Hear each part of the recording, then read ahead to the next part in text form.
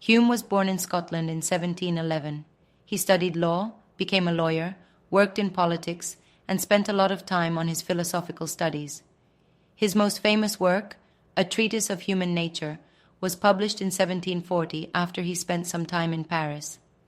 However, this book wasn't very successful at first.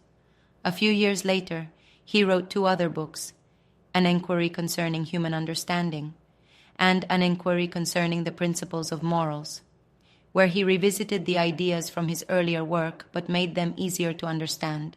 Hume was also friends with the philosopher Rousseau and passed away in 1776. In A Treatise of Human Nature, Hume explored how the human mind works.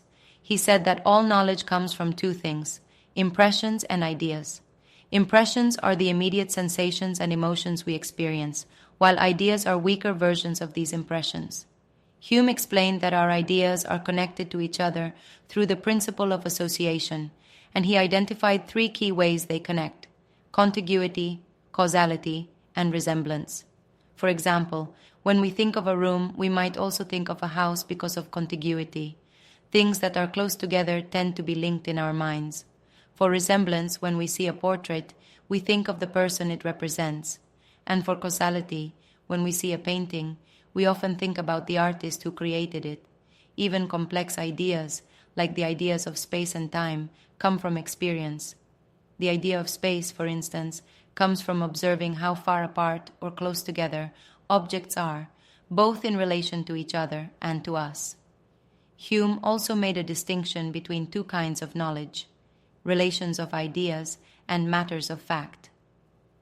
Relations of ideas are things like math or logic, which are always true and can't be disproved by experience, like how the angles inside a triangle always add up to 180 degrees. On the other hand, matters of fact are about the world around us and can always be questioned or disproven based on experience. For example, the statement "the sun will rise tomorrow" is based on experience, but we can't be 100% sure it will happen. Hume also thought a lot about cause and effect. He believed that the connection between cause and effect doesn't exist in nature. It's not something we can see or prove objectively. Instead, it's something that comes from our minds, because we get used to seeing one thing happen after another.